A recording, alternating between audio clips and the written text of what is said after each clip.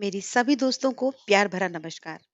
आज मैं आपके साथ साझा करने आई हूँ महिला दिवस के बारे में। आज के परिप्रेक्ष्य में महिला दिवस की प्रासंगिकता।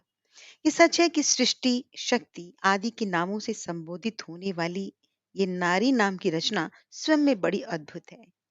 नारी के विषय में यहाँ तक कहा जाता है कि इसकी सोच और चरित्र की गहराई को जान पाना ईश्वर के वश में भी नहीं है। वर्तमान परिदृश्यों में ये बात पूर्णतः सटीक बैठती है।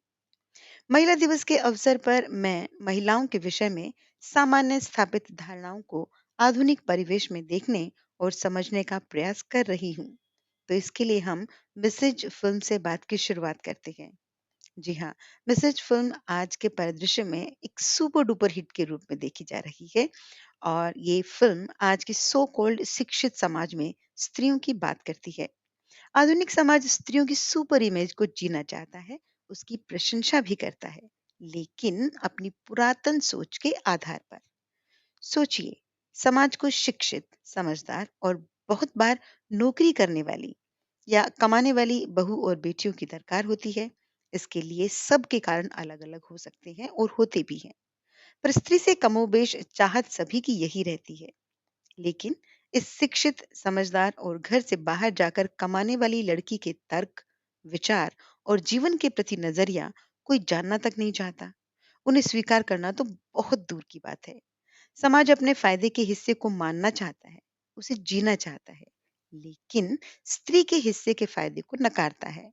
इसी द्वंद के कारण समाज में व्यक्तिगत व पारिवारिक स्तरों पर लगातार संघर्ष की स्थिति बढ़ती दिखाई दे रही है। समाज के लोग स्वयं स्त्री भी समाज के लोग और स्वयं स्त्री भी इस संघर्ष का हल पुलिस और कानून में ढूंढ रही है। सच तो ये है कि सोच के न मिलने, चीजों को नकार देने या एक तरफा बातों को मानने या जीने से पैदा हुई समस्याओं का हल किसी पुलिस या कानून के पास नहीं होगा। सोच और व्यवहार की समस्याओं का समाधान सोच और व्यवहार को ठीक करने से ही मिल सकता है। यदि केवल भारतीय परिवेश की बात करें तो लगभग 80% परिवार अपनी बेटी और बहू दोनों के हालातों से परेशान है। ससुराल वालों से बेटी परेशान है और उनकी बहू उनसे परेशान है। हर कोई एक दूसरे पर दोष लगा रहा है, पर समझ कोई नहीं रहा कि समाज एक तरफा बातों या कार्यों का समूह नहीं है। सबको मिलकर देखना होगा। लोग बात तो करना चाहते हैं, लेकिन अपनी शर्तों पर। लोग बात करते भी हैं, लेकिन पूर्व धारणाओं के आधार पर।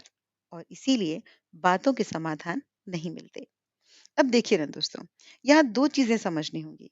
एक तो ये कि आजकल के युवा किसी भी बात को सिर्फ इसलिए नहीं मानना चाहते कि वो पुरानी है या सब पहले से मानते आए हैं, बल्कि दूसरा, आज के परिवेश में सभी लोगों के लिए काम न करने की सुविधाओं का विस्तार हो गया है। इन सुविधाओं को युवा बखूबी जानते हैं और इनका जीवन में भरपूर इस्तेमाल करने को सही भी ठहराते हैं।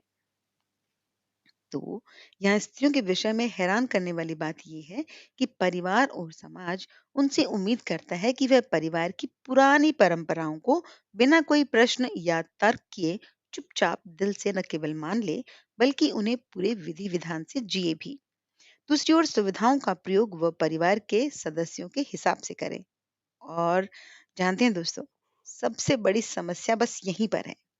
अपने प्रबुद्ध साथियों से मैं कहना चाहती हूँ कि शिक्षा अपने साथ जीवन को बदल देने वाले विचार और व्यवहारिक परिवृत्तियों का समावेशन है। अगर आप इसे जान नहीं पाए या जी नहीं पाए, तो ये आपको जीवन भर के मानसिक संघर्ष में झोंक देगी। और ऐसे लोग आपको कहते दिखेंगे कि शिक्षा ने लड़कियों का दिमाग खराब कर दिया है। हम तो अनपढ़ बहू ले आते, हमें हमने देखो अनपढ़ होकर परिवार को कैसे संभाल लिया। आदि आदि न जाने कितनी बातें आपको सुनने को मिलेंगी। तो दोस्तों, समाज सिर्फ परिवर्तन को पूर्ण रूप में देखने और जानने की कोशिश करनी है। यानी कि समाज को आज के परिवेश में सिर्फ दो यही काम करना है। एक तो पूरी तरह से चीजों को देखना है और उनको जानना है, समझना है। तभी लोग महिलाओं की भूमिका को, उनके व्यवहार को, उनकी सोच को न्याय संगत तरीके से देख पाएंगे और परिवारों में जो मानसिक संघर्ष दिखाई दे रहा है, वो एक समाधान की ओर जा पाएगा। उम्मीद करती हूँ कि आपको मेरी बात अच्छी लगी होंगी। तो अगर आपको अच्छी लगी हैं, तो ज़रूर साझा करें मेरे साथ, अपनी दोस्त के साथ और अगर नहीं अच्छी लगी हैं, तो भी साझा करके बताएँ। तो अगली ऑडियो में आपके साथ फिर मुलाकात होगी, तब तक के लिए टेक केयर, बाय-बाय।